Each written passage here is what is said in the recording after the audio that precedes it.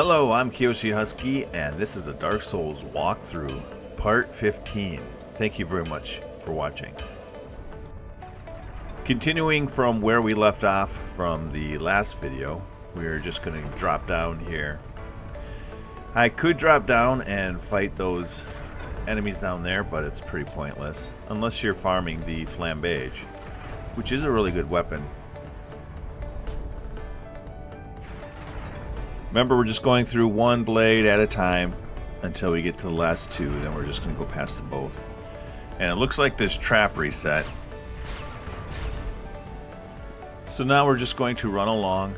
If I did use a homeward bone, all the enemies would have reset and I could have tried that trick again. But we'll have to do it the old-fashioned way with the giant ball. I'm going to reset the contraption at the top and send a ball down those steps. It seems easier this time around. Because there's no giant ball. And no enemies. No, that's not it. Oh, really? All the enemies are gone, but the traps have reset. Including this giant ball that's going to smash here. There is a way to get past this so that you don't have to run all the way down the ramp and around. We can essentially cheese it or trick it, where we just run up the ramp and restart the game. So that's what I'm going to do. We'll wait for the next ball, and now we're going to run up here, and about halfway up, just stop the game, restart it. Yay! You're quitting. So just continue the game. Yay! You are not quitting. The boulder will reset, and we can run up to the top. Are you sure you don't want to quit? And now we can readjust this contraption so that it shoots the ball in a different direction. Here's the long ramp down to that wall that we wanted to break. So I'm going to turn the contraption so that the ball runs down and breaks the wall. And now I'm going to turn the contraption again. If I let it go here, it would go down the ramp that we just came up. But I want to turn it so that it runs out into nothing where it won't hurt anyone. Now we're just going to run down the long ramp. And we can see the wall is broken. And since we restart the game and all the enemies were reset, it put this enemy back up here. But he's still dead because we killed him. Big Hat Logan is right here. You seem quite easy. A rare thing in these times. I am Logan. I'm a bit cooped up, as you can see. I have a bright idea. Suppose you set me free. I'm old and empty-handed, but I could repay you with knowledge and sorcery. This place is melting my mind. The inactivity is... I don't care about sorceries, but I'm still going to let them go. And I use the master key. You could also use the cage key, which we will have to find. Thank you. I'm safe, and I'd love to resume my travels, but I must log a few things first, and I owe you a favor. I will return to Firelink Shrine. Speak with me there, so that I may impart my sorcery. Okay, so we'll find him in Firelink Shrine, and now we'll go open this cage to grab the soul. And this is a soul of a hero, which is a very good one. Why can't I go? There we go. Now we'll run back up to where we were.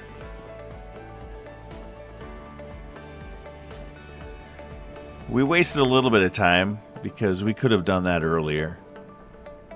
If that trick would have worked with the serpent dude, but I don't know why it didn't work. This game is too easy. So we're pretty safe from the giant ball on that stretch of stairs, but coming up here, the trap reset again. Must reset like after a few minutes. Well, I'm not going to test it. Here the ball will come back because this trap does reset every time. So we'll just go do the same thing. Stop it up here and then restart the game.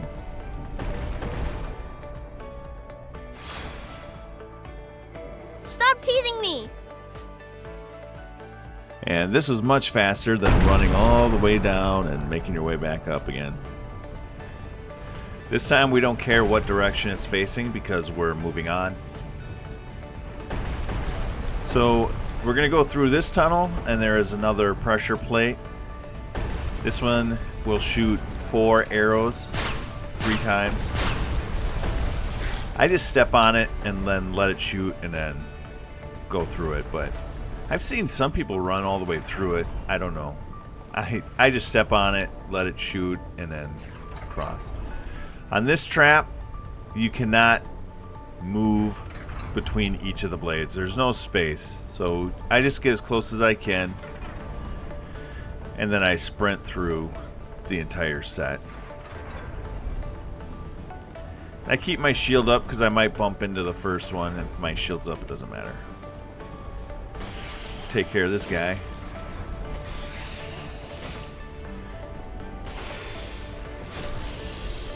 So, in tight quarters, I'm just patient. I'm not sure if my heavy attack will work, so I'm just using light attacks. Looks like it did work, though. We'll try it here. He's guarding a couple of large Titanite shards. You can notice my health is just chipping away a little bit. That's because I'm using the Grass Crest shield, and the physical reduction's at 95%. It's not 100 reduction like a lot of shields do. So here's a mage. We're just gonna... He will drop a flambage sometimes. He has 4. He could spare one. And then there's an enemy, another mage, that's just around this corner. If you have pyromancy, you can just throw it at that guy. Or you could use fire bombs. There's lots of ways to get them. I will use my bow and arrow since I have high dex. I might as well.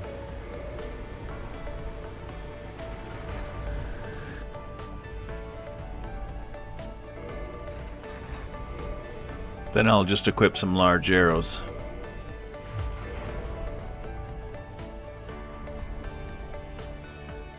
And then I can just lock onto him. Or I can...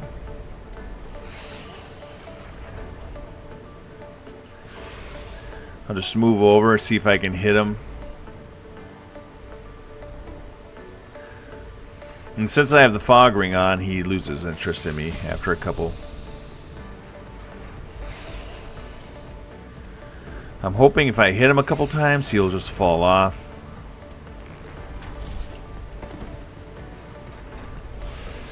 But I don't know, it doesn't look like it's working.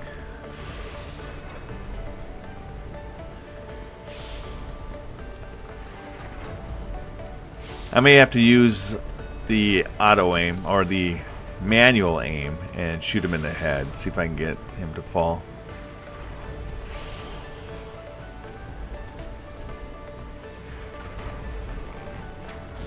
Yeah, okay, that's what it took. A headshot will make him fall, but I think a firebomb or pyromancies, those also will knock him off. Now we're just going to run along this bridge, and this set of traps you need to stop in the middle after 2. So you run through 2 and then wait in the middle and then run through the last 2. And if you're playing online, a lot of times somebody will put a sign here that says here or something so that players know this is where you need to stop. So now we'll run through the last 2. And there's another pressure plate. And you can avoid that pressure plate. Usually I just run around it. So we go through the fog gate and we have a giant throwing fire bombs down on us. So we're just going to keep moving quickly, grab items on the way, and just keep moving. You can see where he's throwing fire bombs, but he's going to throw where we were, not where we are if we keep moving. So this is when it's good to have the ring of fog. There are some enemies that could attack us. Here are the 2 cages that will take us back down to the beginning of the area, but we don't have the cage key, and the master key doesn't work for that one. So we keep running around. We should be starting to take fire from a archer. There he is. We'll just take him out quickly. So now we need to take out the giant up here. I've been calling him Iron Golem. That's the actual boss of the area. This is just a giant. He will impact the boss fight if we do not take him out. Plus, he's just going to keep throwing fire bombs at us. Oh, get out of the way. He's doing his stampede where he spazzes. We just wait for the ground to stop shaking, and now he's tired. We just keep hitting him. So get as many free hits as you can while he's down and resting from his little spaz. But if you're in the way of him when he does his little stampede, you are in trouble. That rage attack will take you out. This is the boss fight. There is an NPC over here that we can summon, and if you're a new player, absolutely summon him. And this is Tarkus. Iron Tarkus. Okay, we'll summon him.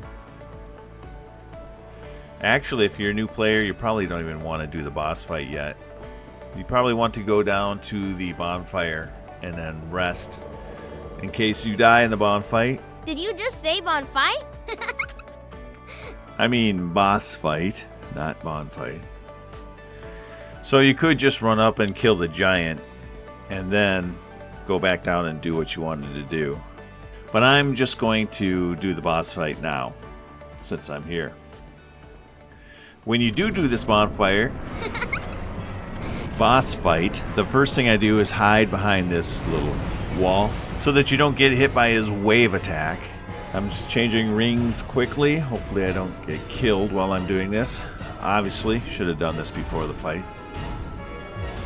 So now I'm just going to run through his legs and try not to get grabbed. If you do get grabbed, there's a good chance that you could get thrown off the edge of the platform and die. It's happened to me a handful of times. So just stay out of his reach. Try and let Iron Tarkus take the aggression. And now we just want to hit one leg, trying to weaken it. If we could just weaken one leg, he will fall back down on it. You can stagger him.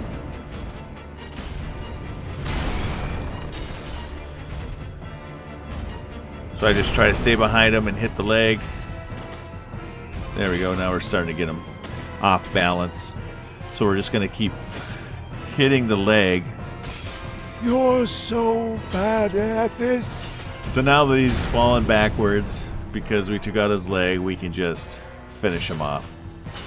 And if you're a really good player, you can do this while he's at the edge so that he falls back and off the platform. I'm not that good. We know. It's definitely possible to do that. Some people may even think that this boss is easier without Tarkus, but I think he's useful for new players because he takes away a lot of the aggro. And this is the part of the platform where if you're a good player, you can get the Iron Golem to fall off the edge. That ring is what you touch when you want to move on to Anor Londo, but we have some stuff to do. We're going to go around and get the cage key and get in a couple more fights. So, actually, I went too far. I want to jump across that broken bridge over there. So I'm just going to jump down right here. Just run, jump down. Just so you know where we are. Remember, we ran up this way earlier. Just across that bridge there is the cages that we can go down. But we're going to jump across this broken section.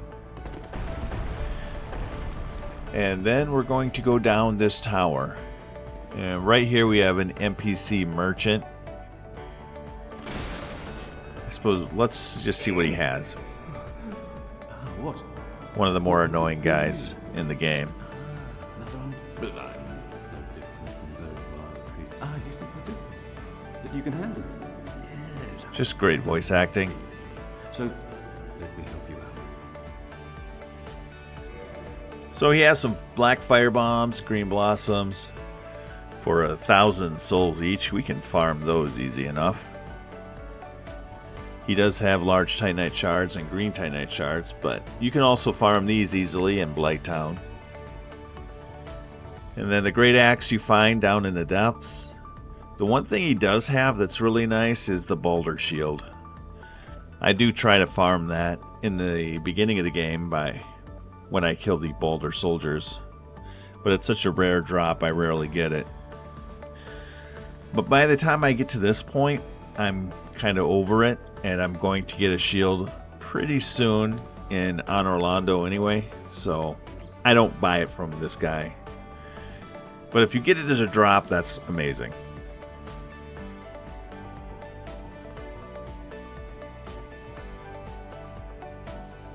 And then, of course, he does sell some arrows.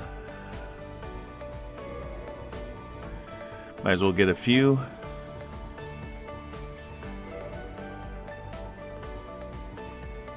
I think that's all we need. Oh yeah, he does sell this armor set, the Katarina set that Sigmire wears. 10,000 for the helmet and the body armor, and 7,000 for the gloves and the boots. It's a little bit expensive for me, but I've seen a lot of people wear it. It has nice poise. I wonder if it actually does help with the pairing. I don't know. I've never tried it. Go along, try and make something of it. So now we're just going to go down the steps. Don't fall. It's a long ways down. But the cage key is down here. So when we get to the bottom, through this door, there's going to be a mage serpent. Just aggressively take it out. And then grab the cage key, and now we'll head back up. I just noticed that I'm not wearing the Ring of Fog. And whenever I'm running through an area with lots of enemies, I put the Ring of Fog on. I just like having it. It's like a security blanket. So now we're just going to run up here and jump across the bridge again. And then go to the bonfire that's in the area, and I'll show you all that. Took me a while to jump across this easily. Of course, if you fall, you're not going to die. And there is a sniper bow down here. Not bow, crossbow. I suppose if your health is low enough, you could die, but if you have decent health at all, you won't die. So here's the sniper crossbow. Weighs 8 pounds, a little expensive. 8 units, I mean. 20 strength to use this, so you need to be a pretty good strength build. So it's an option for a strength build to shoot something at a range. It has even longer range than the Black Bow of Ferris, so that's pretty good range. Again, this is something I've never really used that much. If I'm a strength build, I just never needed a ranged option. Let's kill these guys. See if they'll drop a boulder shield. No, just a Titanite shard. This one's guarding a chest that will get a ring.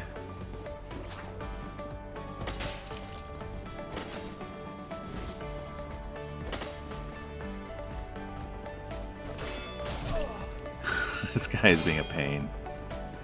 I like this guy. So let's get the ring out of here. The flame stone plate ring. Let's just take a look at it this quickly. It's a little bit late for this ring. Could have used it against Quelaag in the Blighttown area with all that fire. The red stone plate symbolizes fire and boosts defense against flame. It's a nice ring to have in your pocket in case you need it later.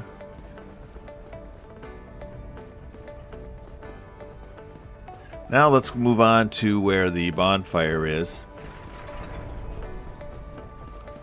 This is where we first come out into the area through the fog gate. We just go up these steps if you remember. And this broken wall right here, if you drop down, there is a bonfire. So, if you're a new player, I would definitely stop here and rest. So that if you do die, this is where you respawn and not way down in the Undead Parish. Might as well level up. Might as well do Vitality once and then the rest Dex. Let's do 1 Endurance. This looks good. I'm not going to pop any souls.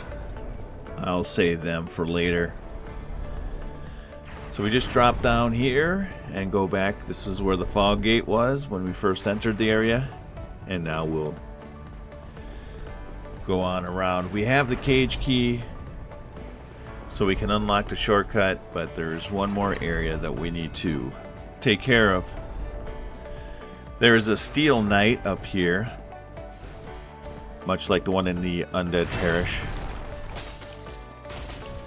Just circle around him, take him out. This guy didn't drop anything though. Usually he'll drop a Titanite shard or something. So slide down this ladder, and then we're going to face another knight just up around this corner. And this is Rickert. His name is Ricard. Since we have the Ring of Fog, I'll take a shot at his head. That didn't do a lot of damage. So, change of attack. We'll use our main weapon. He uses a rapier that's really good and has a special attack. It'll stab multiple times and it will mess you up if you let it. His attack is he'll put it up against his face, and when he does that, then he's going to do his special thrust. If it hits you, it will mess you up, like I said.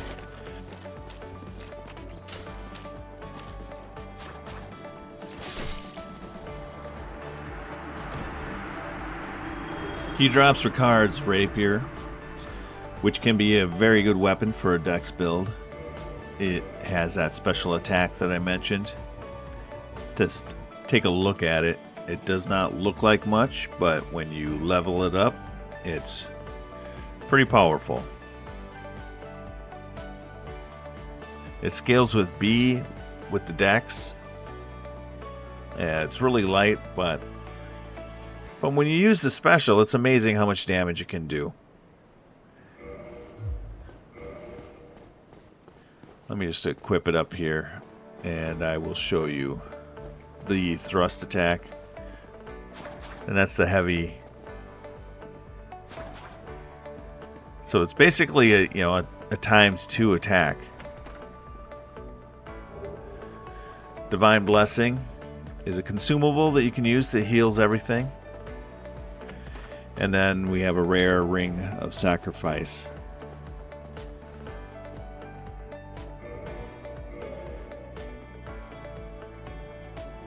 Okay, I need to re-equip my Great Scythe.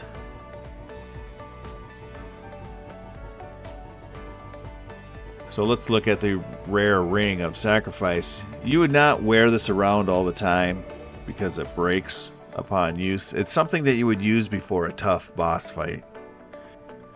When you wear this ring, if you die, you lose nothing. Its wearer will lose nothing upon death and will be freed from any curse whatsoever, but the ring itself breaks.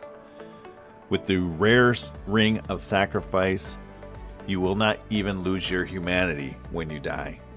There is just the normal Ring of Sacrifice, and if you use that, you won't lose any of your souls or your humanities, but you will not be human. You'll be hollow again.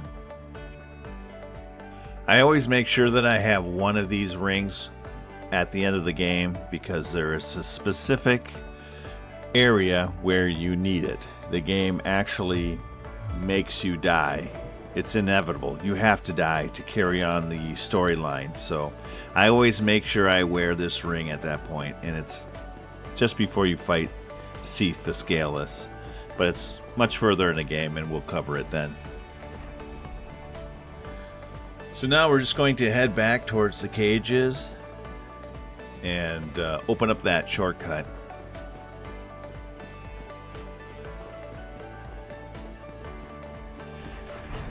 I sell all of my Ring of Sacrifices except for one, to be honest. But as a new player, when I was new, I used them often when I had a fight against a boss. There's an enemy we don't care about. So now we're going to use the cage key and open this up. And we'll take it down.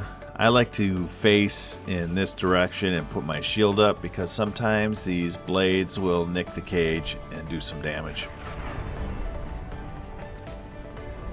And we'll just take out this dude.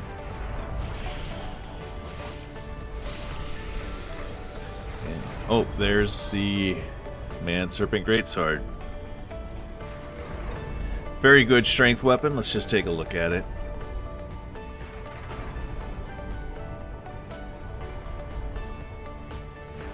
Weighs 10 units.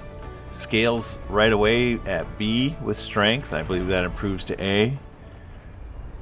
So the attributes required are very similar to the Zweihander. Strength is 24, and it weighs 10 units, so that's very much like the Zweihander. But just another option for a strength build. Give you some flexibility and variety. So now we can skip all that BS, you know, the next time that we go through this area. So now let's get out of here and get over to New Londo. I should say Anor Londo.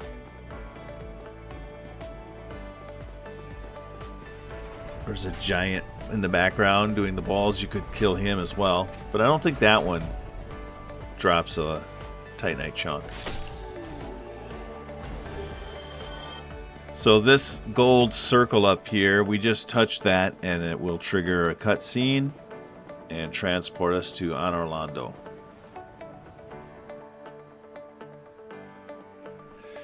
And I'm going to skip through that. And here we are in Anor Londo, the next step in the game. So I think I'm going to end the video here. Thank you very much for watching. I'm Kyoshi Husky, and this is Dark Souls Walkthrough, episode 15. I just want you to stay alive, bro.